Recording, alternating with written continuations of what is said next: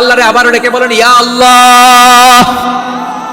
বিশ্বনবী বললেন ইমান মানে আন তুমিনা বিল্লাহ, আল্লাহর উপর ঈমান আনবা, ওয়া মালাইকাতিহি ফেরেশতাদের উপর ঈমান আনবা, ওয়া কুতুবিহি আল্লাহর পাঠানো কিতাবের উপর ঈমান আনবা, ওয়া রুসুলিহি রাসূলের উপর ঈমান আনবা, ওয়াল ইয়াউমিল আখিরি শেষ বিচারের প্রতি ঈমান আনবা, ওয়া তুমিনা বিল কদরি খাইরিহি ওয়া শাররিহি আল্লাহর দেয়া তাকদীরের উপর ঈমান আনবা। ঠিক কিনা বলেন?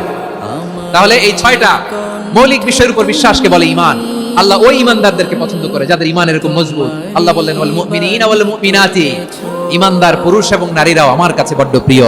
তাহলে আমার প্রিয় ভাইরা, ইসলাম যেমনি বুঝেছেন সারেন্ডার, ঈমান মানে হচ্ছে বিশ্বাস, বিশ্বাসের স্বীকৃতি। এই বিশ্বাস না থাকলে ওই মানুষের কোনো দাম নাই। ঈমান ছাড়া নেক আমলের কোনো দাম নাই। ঈমান হলো সংখ্যার মতো, নেক আমল হলো শূন্যের মতো। বুঝে থাকলে উত্তর দেন, ঈমান কিসের মতো? কথা বলে না, বুঝে নাই বোধহয়। ঈমান কিসের মতো? সংখ্যা। আর নেক আমল শূন্য। আচ্ছা, আপনি ঈমান আনেন না, ঈমান ছাড়া খালি নেক আমল, তাহাজ্জুদ, নামাজ, রোজা, জিকির, আজকার, এক এক ইবাদতের কারণে খালি শূন্য পাইতেছেন। শূন্য পেতে পেতে পেতে পেতে হাজারটা শূন্য। এটার কোনো দাম আছে? কথা কয় না, দাম আছে। কিন্তু আপনি ঈমান আনার পর একটা সংখ্যা পেয়ে গেলেন, এক। এবার নেক আমল করলেই একের পাশে শূন্য বসে গেলে কত হয়? 10। এবার আবার দান করলেন, আরেকটা শূন্য পাইছেন, কত হইছে? এবার আল্লাহর কোরআনের তেলাওয়াত করলেন, আরেক শূন্য, কত হইছে? এবার জিকির করলেন, আরেক শূন্য, কত হইছে? আবার ভালো কাজ করলেন, আরেক শূন্য, কত হইছে? এখন যত সৎকর্ম নেক আমল করেন, শূন্য যত বাড়ে, এটার দাম আছে না নাই? এজন্য আমার প্রিয় ভাইয়েরা, ঈমানের দাম সবচেয়ে বেশি। ঈমান হলো সফলতার মাপকাঠি। টাকা যার বেশি সে সফল নয়, এই সমাজে দাপট যার বেশি সে সফল নয়, এই সমাজে খ্যাতি যার বেশি সে সফল নয়, যার হৃদয়ে ঈমান আছে, বিশ্বাস আছে, সেই সফল। ঠিক কি না? এজন্য রব্বুল আলামিন বলেন কদ আফলাহাল মুমিনুনাল্লাযীনা হুম ফি সলাতিহিম খাশিউন, সফল হয়েছে তারা, ঈমান এনেছে যারা। আমার প্রিয় ভাইয়েরা, এই ঈমান হলো সফলতার মাপকাঠি। এই ঈমান হলো বিজয়ের পূর্ব শর্ত। ইসলামের বিজয় আমরা বাংলাদেশে চাই কি চাই না? আওয়াজ করে বলেন। রব্বুল আলামিন বলেন ওয়ালা তাহিনু ওয়ালা তাহজানু ওয়া আনতুমুল আ'লাউনা ইন কুনতুম মুমিনিন। তোমরা চিন্তিত হয়ো না, ভেঙে পড়ো না, হতাশ হয়ো না, চিন্তিত হয়ো না, তোমাদেরই বিজয় হবে যদি তোমরা মুমিন হও। ঠিক কিনা বলেন? আপনারা কি অত্যাচার, আযাব, জুলুম দেখে ভয় পান? হ্যাঁ, নবীদের উপর অত্যাচার ছিল কি ছিল না? সাহাবাদের উপর ছিল কি ছিল না? এজন্য কোনো অত্যাচার, হুমকি, দামকি, জেল, জরিমানা মুমিনকে তার ঈমানের রাস্তা থেকে এক বিন্দু পরিমাণ পেছনে হটাতে পারে না। চিল্লায় বলো ঠিক কি না? আমরা জেনে বুঝে এই রাস্তায় এসেছি, এই রাস্তা থেকে আমাদেরকে কেউ পেছনে সরাতে পারবে না। চিৎকার করে বলেন ঠিক কি না? আল্লাহ আমাদেরকে সুসংবাদ দেন ওয়ালা তাহিনু ওয়ালা তাহজানু ওয়া আনতুমুল আ'লাউনা ইন কুনতুম মুমিনিন। হতাশ হয়ো না, নিরাশ হয়ো না, ভেঙে পড়ো না, তোমাদেরই বিজয় হবে যদি তোমরা মুমিন হও। এইজন্য ঈমানের পথে আমরা থাকতে চাই কি চাই না? ঈমানের পথে অবিচল থেকে আমার মরণ যেন হয়। সবাই পড়েন আমিন। ঈমানের পথে অবিচল থেকে আমার মরণ যেন হয়। তোমারই কাছে মিনতি আমার, তোমারই কাছে মিনতি আমার, মহামহিম দয়াময়। ঈমানের পথে অবিচল থেকে আমার মরণ যেন হয়। পড়েন আমিন। তাহলে ইন্নাল মুসলিমিনা ওয়াল মুসলিমাতি, আল্লাহ বলে যে নারী এবং পুরুষ আমি আল্লাহর বিধানের সামনে আত্মসমর্পণ করে তাদের আমি ভালোবাসি। আবার যে নারী এবং পুরুষ আমার উপর, আখিরাতের উপর, নবীর উপর বিশ্বাস স্থাপন করে তাদেরকে আমি ভালোবাসি। বিশ্বাস হলো সবচাইতে দামি। ঠিক কি না? তাহলে মুসলিমিন মুসলিমাত গেল, মুমিনিন মুমিনাত গেল। এরপর আল্লাহ তাআলা বলেন ওয়াল কানিতিনা ওয়াল কানিতাত, অনুগত নারী ও পুরুষ, অনুগত, obedient to Allah, they present their highest loyalty to Allah। যারা আল্লাহর সামনে নিজেদের আনুগত্যের সর্বোচ্চ নমুনা পেশ করে, যারা আল্লাহর সামনে অনুগত হয়ে অটল থাকে, আল্লাহর আনুগত্যে নিজেকে যারা পেশ করে, তাদেরকে বলে কানিতিন, কানিতাত, অনুগত বান্দা এবং বান্দি, অনুগত পুরুষ এবং নারী। ওয়াল কানিতিনা ওয়াল কানিতাত, অনুগত বান্দা বান্দীদেরকে আল্লাহ বড় ভালোবাসেন। আল্লাহ বলেন হাফিজু আলাস সালাওয়াতি ওয়াস সালাতিল ওয়াসতা ওয়া কুমু লিল্লাহি কানিতিন। তোমরা নামাজগুলোকে যত্নের সাথে আদায় করো, বিশেষ করে মধ্যম নামাজ, আসরের নামাজ। আর আমি আল্লাহর সামনে যখন দাঁড়াবা, আমি আল্লাহর সামনে যখন দাঁড়াবা অনুগত হয়ে দাঁড়াবা। আল্লাহর সামনে নামাজে যখন দাঁড়াবো অনুগত হয়ে দাঁড়াবো। অনুগত, আনুগত্যের সর্বোচ্চ টুকুন আমরা আল্লাহর সামনে পেশ করব। কেমন করে নিজের আনুগত্য প্রকাশ করতে হয় প্রিয় ভাইরা, আসুন বিষ্ণু ইসা ইসলামের জীবনী থেকে দেখি। আল্লাহর হাবিব রাহমাতাল লিল আলামিন কেমন করে তিনি আল্লাহর সামনে আনুগত্য পেশ করতেন। আম্মা জানা আয়েশা রাদিয়াল্লাহু তাআলা আনহা বলেন, কানা ইয়াকুমু মিনাল লাইলি হাত্তা তাতাফাত্তারা কদামা। আমার নবী তাহাজ্জুদের জায়নামাজে যখন দাঁড়াতেন, এত লম্বা সময় দাঁড়িয়ে দাঁড়িয়ে তিনি কিয়াম করতেন, কেরাত পড়তেন। দাঁড়িয়ে থাকতে থাকতে থাকতে থাকতে আমার নবীর বরকতপূর্ণ, আমার নবীর মুবারক পা দুটো এরকম ফুলে যেত। আমার নবীর পা গুলো ফুলে যেত দাঁড়িয়ে থাকতে থাকতে। বিষ্ণু ইসা ইসলামের পা ফুলে যেত। আম্মা জান আয়েশা এটা খেয়াল করতেন। খেয়াল করে বলতেন, ইয়া রাসূলুল্লাহ কদ গফারাল্লাহু লাকা মা তাকদ্দামা মিন যামবিকা ওয়া মা তাআখার। ও নবী, নিজের দেহের উপর কেন এত কষ্ট দেন? কেন রাত জেগে এরকম তাহাজ্জুদের জায়নামাজে দাঁড়িয়ে থাকতে থাকতে পা দুটো আপনার ফুলে যায়? কেন কষ্ট করেন? আল্লাহ কি বলে নাই, ও নবী আপনার আগের গুনাহ মাফ, পরের গুনাহ মাফ? আসলে বিশ্বনবীর কোনো গুনাহই নাই। নবীরা মাসুম হয়, নিষ্পাপ হয়। তারপরে বিশ্বনবীর মর্যাদা, স্ট্যাটাস বোঝানোর জন্য আল্লাহ বলেন, নবী আপনার আগের পরের সব গুনাহ আমি আল্লাহ মাফ করে দিলাম। আম্মা জানা এসে বলে, না নবী, আগের গুনাহ মাফ, পরের গুনাহ মাফ, আপনি মাসুম, নিষ্পাপ, তারপরে তাহাজ্জুদের জায়নামাজে কেন এত কষ্ট করেন? বিশ্বনবী জবাবে বলেন, আফালা উহিব্বু আন আকুনা আবেদান শাকুরা। ও আয়েশা, আমি কি শুকরগুজার বান্দা হব না? আমি কি শুকরগুজার হব না? আল্লাহ আমার সব মাফ করে দিয়েছে, ঠিক আছে, আমার গুনাহ নাই, ঠিক আছে, কিন্তু আল্লাহর নাজ নেয়ামত ছাড়া তো এক মুহূর্ত আমার পক্ষে বেঁচে থাকা সম্ভব না। সে আল্লাহর নেয়ামতের শুকরিয়া হিসাবে আমার কি শুকরগুজার হওয়া উচিত না? আফালা উহিব্বু আন আকুনা আবেদান শাকুরা। আমি কি শুকরগুজার বান্দা হব না? ও আমার ভাইরা, বিশ্বনবী ঠিক এমন ভাবে আনুগত্যের নমুনা দেখাতেন। এখানেই শেষ নয়, আম্মা জানা এসে বলেন, তাহাজ্জুদের জায়নামাজে দাঁড়িয়ে থাকতে থাকতে ফালাম ইয়াজাল ইয়াবকি হাত্তা বাল্লা লিহিয়াতাহু। আমার নবী কিরাত পড়তে পড়তে কাঁদতে কাঁদতে দাড়ি বেয়ে বেয়ে ওনার পানি ঝরতো। আর এক জায়গায় এসেছে হাত্তা বাল্লা হাজারাহু, নবীর জামা ভিজে যেত চোখের পানিতে। অন্য বর্ণনা এসেছে হাত্তা বাল্লাল আরদা, সিজদায় লুটিয়ে পড়ে যখন বিশ্বনবী কান্না করতেন, বিশ্বনবীর চোখের পানি দিয়ে জমিন ভিজিয়ে যেত, জমিন ভিজিয়ে দিতেন। কি আনুগত্য, কি আনুগত্য! এরপরে নামাজ শেষে দোয়ার মধ্যে বিশ্বনবী বলতেন, আল্লাহুম্মা ইন্নী আবদুক, ও আমার আল্লাহ, আমি আপনার দাস। ওয়াবনু আবদিক, দাসের ঘরের দাস। ওয়াবনু আমাতিক, দাসীর ঘরের দাস। সুবহানাল্লাহ, কি বিনয়! দোয়াতে বলতেন, আল্লাহ আমি আপনার দাস। দাসের ঘরের দাস মানে আমার বাবা আব্দুল্লাহ আপনার দাস। দাসীর ঘরের দাস মানে আমার মা আমিনা আপনার দাস। সুবহানাল্লাহ। নাসিয়াতি বিয়াদিক, আমার মাথার চুলের ঝুঁটি আপনার হাতের মুঠোয়, আপনি যেখানে টানেন ওইখানে আমি যেতে বাধ্য। আপনি আমার চুল ধরে ডানে টান দিলে আমি ডানে যাই, বায়ে টান দিলে আমি বায়ে যাই। আমার কোনো ক্ষমতা নাই, সব ক্ষমতা আপনার। দেখেন, যেই নবীর কোনো গুনাহ নাই, উনি দোয়ার সময় বলতেন, আল্লাহ আমি আপনার দাস, দাসের ঘরের দাস, দাসীর ঘরের দাস। আমার মাথার চুলের ঝুঁটি আপনার হাতের কবজার ভিতরে, এদিকে টান দিলে আমি এদিকে যেতে বাধ্য, ওদিকে টান দিলে ওদিকে যেতে বাধ্য। যেই নবীর কোনো গুনাহ নাই, নামাজে দাঁড়িয়ে থাকতে থাকতে পা ফুলায় ফেলতেন। যেই নবী নিষ্পাপ, কোনো গুনাহ নাই, কাঁদতে কাঁদতে দাড়ি ভিজায় ফেলতেন, জামা ভিজায় ফেলতেন, সিজদায় পড়ে জমিন ভিজায় ফেলতেন। পড়েন সুবহানাল্লাহ। তাহলে আমাদেরকে কেমন অনুগত হওয়া উচিত? আমাদের তো গুনাহ নাই নাকি? বিশ্বনবীর যেমনি গুনাহ নাই, আমাদের তো গুনাহ নাই না? গুনাহ টুনা আছে আপনাদের? হ্যাঁ, যে বিশৃঙ্খলা করতেছেন গুনাহ তো নাই আপনাদের? হ্যাঁ, গুনাহ আছে আমাদের? গুনাহ নাই কার? দেখে হাত তোলেন তো। যে হুজুর আমি কোনোদিন কোনো পাপ করি নাই, নিষ্পাপ, বেগুনা, মাসুম, জান্নাত থেকে পালায় আসছি। জান্নাত থেকে পালায় আসছেন এরকম কে আছেন দেখি তো? আছে এরকম কেউ? আছে? নাই। আমরা সবাই পাপী, আমাদের পাপের কোনো শেষ নাই। আওয়াজ করে বলেন ঠিক কিনা? তাহলে আসুন আমরাও বিশ্বনবীর মতো অনুগত হই, অনুগত হয়ে আল্লাহর কাছে চাই। এই যে আল কানিতিনা ওয়াল কানিতাতি, মানে অনুগত বান্দা এবং বান্দি। আমরা দোয়ায় কুনুত পড়ি না? কুনুত কোন নামাজে? কোন নামাজে? ভিতরের নামাজে কি দোয়া পড়ি? দোয়ায়ে কুনুত। এই কুনুত থেকে ওয়াল কানিতিনা ওয়াল কানিতাত, তাফসীর বুঝে নেন। কুনুত থেকে কানিতিনা ওয়াল কানিতাত। তাহলে দোয়ায়ে কুনুত হচ্ছে বিনীত হয়ে, অনুগত হয়ে আল্লাহর কাছে চাওয়া।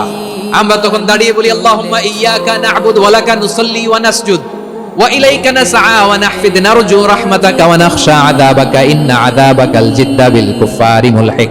আল্লাহ আপনার কাছে চাই, আপনার কাছে প্রার্থনা করি, আপনার আযাবকে ভয় করি, আপনি ছাড়া আমাদের বাঁচাবার কেউ নাই। কোন আমরা এই দোয়া করি কি করি না? অনুগত হয়ে এই দোয়া করি। যারা রমজানে রমজানের শেষ দশকে মক্কা শরীফে থেকেছেন তারা শাইখ আব্দুর রহমান সুদাইসের কুনুত পেয়েছেন। যারা পেয়েছেন অথবা কেউ টিভিতে ভিডিওতে দেখেছেন, শাইখ আব্দুর রহমান সুদাইস 27-এর আলোচনায় 45 মিনিট থেকে 1 ঘন্টা দোয়া কুনুত করে। আল্লাহুম্মা হাদিনা ফিমান হাদাইত ওয়া আফিনা ফিমান আফাইত ওয়া তাওয়াল্লানা ফিমান তাওয়াল্লাইত ওয়া বারিক লানা ফিমা আতাইত ওয়া কিনা ওয়াসরিফ আন্না বিরহমাতিকা শাররা মা কাদাইত ফাইন্নাকা তাকদি বিল হাক্কি ওয়া লা ইয়াকদা আলাইক। এমন ভাবে হেরেম শরীফে মক্কায় শাইখ আব্দুর রহমান সুদাইস দাঁড়িয়ে হাত তুলে লক্ষ লক্ষ উমরা পালনকারীদেরকে নিয়ে এক মুনাজাত ধরে কাঁদতে কাঁদতে মানুষ বেহুশ হয়ে যায়। দোয়ার কথা শুনে গায়ের লোম খাড়া হয়ে যায়, হৃদয় বিগলিত হয়ে যায়, চোখ দিয়ে দাঁড় করে পানি নামতে থাকে। 27-এর রাতে মক্কায় শাইখ আব্দুর রহমান সুদাইসের দোয়ায় কুনুত যদি শুনেন, অনুগত হয়ে আল্লাহর কাছে যাওয়াকে বলে কুনুত। আল্লাহ বলেন আল কানিতিনা ওয়াল কানিতাতি, অনুগত বান্দাদেরকে আমি পছন্দ করি। আমার 3 নাম্বার পছন্দনীয় বান্দা হলো অনুগত নারী ও পুরুষ। সুবহানাল্লাহ পড়েন। তাহলে 10টার মধ্যে 3টা চলে গেল, কয়টা? তাহলে 1 নম্বরে আমরা আল্লাহর কাছে আত্মসমর্পণ করলাম, মুসলিমিন মুসলিমাত। 2 নম্বরে মুমিনিন মুমিনাত, বিশ্বাসের স্বীকৃতি দিলাম। 3 নম্বরে কানিতিন কানিতাত, আল্লাহর সামনে অনুগত হয়ে দাঁড়ালাম, দোয়া করলাম। 4 নম্বরে সাদিকিন সাদিকাত, সত্যবাদী নারী ও পুরুষ। সত্যবাদী নারী ও পুরুষ। ইসলাম আমাদেরকে সত্যবাদী হতে বলে, কি বলে? সত্যবাদী হতে বলে, মিথ্যা বলতে নিষেধ করে। কারণ মিথ্যা সবচেয়ে বড় পাপ, সব পাপের বাপ। সব পাপের বড় পাপ হচ্ছে মিথ্যা। একটা মিথ্যা বললে ওইটারে ঢাকতে আরো 10টা মিথ্যা বলা লাগে, ওইটারে গোজামিল দিতে আরো 30টা মিথ্যা বলা লাগে, কি লাগে না? আর কোনোদিন মিথ্যা বলবেন? মিথ্যার সাথে আমাদের সম্পর্ক নাই। আওয়াজ করে বলেন, মিথ্যার সাথে আমাদের সম্পর্ক নাই। কিন্তু আমাদের সমাজে মিথ্যা আছে না নাই? হ্যাঁ, ময়মনসিংহবাসী মিথ্যা বলে না, সত্য বলে নাকি? মাশাআল্লাহ মাশাআল্লাহ। এখন মোবাইল ফোনের কারণে মিথ্যা আরো বেড়ে গেছে। বিছানায় শুয়ে আছে, অফিস থেকে ফোন দিয়েছে, আপনি কোথায়? কয় স্যার জ্যামে আটকে আছি। জ্যামে আছে না নাই? আসলে কোথায়? হ্যাঁ, বিছানা। দেশের ভেতরে আছে, ফোন করছে একজন, বলে আমি একটু জরুরি কাজে দেশের বাইরে এসেছি। আছে না নাই? এরকম মিথ্যা কথা, মিথ্যা আশ্বাস। আমাদের নেতারা জনগণকে মিথ্যা আশ্বাস দেয় কি দেয় না? সব নেতারা দেয় তা বলি না, কিন্তু অনেকেই দেয়। এই মিথ্যা আশ্বাস যেন আমরা না দেই। সমাজে মিথ্যা বয়ান আছে না নাই? মিথ্যা ন্যারেটিভ আছে না নাই? আদালতে মিথ্যা সাক্ষী আছে না নাই? ওই সাক্ষীর উপর ভিত্তি করে মিথ্যা রায় আছে না নাই? ওই মিথ্যা সাক্ষীর উপর ভিত্তি করে আমরা এদেশে যাবজ্জীবন দেখেছি, এদেশে ফাঁসির কাস্টে ঝুলানোর নাটক মঞ্চায়ন করতে দেখেছি। আওয়াজ করে বলেন ঠিক কিনা? এই মিথ্যা আমরা চাই না, আমরা সত্য বলবো, কারণ আল্লাহ সত্যবাদী। আল্লাহ কি সত্যবাদী? বিশ্বনবী ছিলেন সত্যবাদী, আমাদেরকেও তিনি সত্যবাদীদের সাথে থাকতে বলেছেন। তিনি আমাদেরকে বলেছেন সত্যাশ্রয়ী হতে। রব্বুল আলামিন বলেন ওমান আসদাকু মিনাল্লাহি হাদিসা, আল্লাহর চাইতে সত্যবাদী আর কেউ আছে নাকি বলেন? আল্লাহর চাইতে বেশি সত্যবাদী কেউ আছে? নাই, নাই। আবার বিশ্বনবীকে আল্লাহ বলেন কুল সাদাকাল্লাহ, ও নবী আপনি বলেন আল্লাহ সত্য বলেছেন। সাদাকাল্লাহ মানে সত্য বলেছেন, আল্লাহ সত্য বলেছেন। এই আদেশটি আল্লাহ তাআলা বিশ্বনবীকে দিয়ে বললেন কুল সাদাকাল্লাহ, ও নবী আপনি বলে দেন আল্লাহ সত্য বলেছেন। এই জন্য আল্লাহর বাণী তেলাওয়াত করার পরে কারি সাহেবরা দেখবেন পড়ে সাদাকাল্লাহুল আযীম। কোরআন তেলাওয়াতের পরে কারি সাহেবরা বলেন না সাদাকাল্লাহুল আযীম, এর কারণ আল্লাহ তাআলা কোরআনেই বলেছেন কুল সাদাকাল্লাহ, হে নবী আপনি বলুন আল্লাহ সত্য বলেছেন। এজন্য আল্লাহর বাণী তেলাওয়াতের পরে কারিরা পড়ে সাদাকাল্লাহুল আযীম, মহান আল্লাহ তাআলা তিনি সত্য বলেছেন। এটা বলা আবশ্যক না, সুন্নাত না, এটা জায়েজ, চাইলে বলা যায়। তার মানে আল্লাহ তাআলা সত্যবাদী, আমার নবীও ছিলেন সত্যবাদী, আল্লাহর হাবিব ছিলেন আস-সাদিকুল আমিন, সত্যবাদী আমানতদার। আমার নবীর চাইতে বেশি আমানতদার মক্কায় কেউ ছিল না, আল্লাহর হাবিবের চাইতে বেশি আমানতদার কেউ ছিল না, তার চাইতে সত্যবাদী কেউ ছিল না। আমার নবী ওনার গোটা জিন্দেগিতে একটা মিথ্যাও বলে নাই। সুবহানাল্লাহ পড়েন। আল্লাহর হাবিব রাহমাতাল লিল আলামিন উনি জিন্দেগিতে কখনো একটা মিথ্যা বলেছেন? কথা কি শুনতেছেন? হ্যাঁ শুনতেছেন? আল্লাহর নবী জীবনে কোনোদিন মিথ্যা বলছেন? না, বলেন নাই। যখন আকাশ থেকে আয়াত নাজিল হলো আনজির আশিরাতাকাল আকরাবিন, ও নবী আপনি নিকটাত্মীয়দের সতর্ক করেন, দাওয়াত দেন। আল্লাহর নবী সাফা পাহাড়ের চূড়ায় চলে গেলেন, ডাক দিলেন, সবাইরে বললেন ও আমার জ্ঞাতি গোষ্ঠীর লোকেরা, আমি যদি বলি এই পাহাড়ের পেছনে একদল ঘোর সওয়ার তোমাদের উপর আক্রমণ করবার জন্য, অ্যাটাক করার জন্য অপেক্ষা করছে, তোমরা আমার কথা বিশ্বাস করবে নাকি? এলাকার লোকেরা বলল অবশ্যই বিশ্বাস করব। বিষ্ণু বললেন, আমি যদি বলি পাহাড়ের পেছনে একদল ঘুরসাওয়ার তোমাদেরকে অ্যাটাক করবে, বিশ্বাস করবা? আকুনতুম মুসাদ্দিকিয়া? এলাকার লোকেরা বলল অবশ্যই বিশ্বাস করব, কারণ মা জাররাবনা আলাইকা ইল্লা সিদকা। মুহাম্মদ, আমরা জীবনে তো কোনোদিন তোমার মিথ্যা বলতে শুনি নাই, তো তুমি যাই বলবা তাই বিশ্বাস করব। We have never ever experienced a single lie from you. আমাদের জীবনে একটাও মিথ্যা কথা তোমার জীবনে, তোমার মুখ দিয়ে বলতে শুনি নাই। সুবহানাল্লাহ পড়েন। এই ময়মনসিংহের কোন ছেলে এখানে যদি দাঁড়ায় স্টেজের মধ্যে, সবাই বলবে এই ছেলেটা এত ভালো, এর জীবনে একটা মিথ্যা আমরা শুনি না। এরকম কোন ছেলে পাওয়া যাবে? হ্যাঁ, ঝামেলায় পড়ে, পেশালে পড়ে, যেই কোনো ভাবে আমরা কখনো না কখনো কোনো মিথ্যা বলে ফেলছি, ঠিক কিনা বলেন? আল্লাহ মাফ করুক।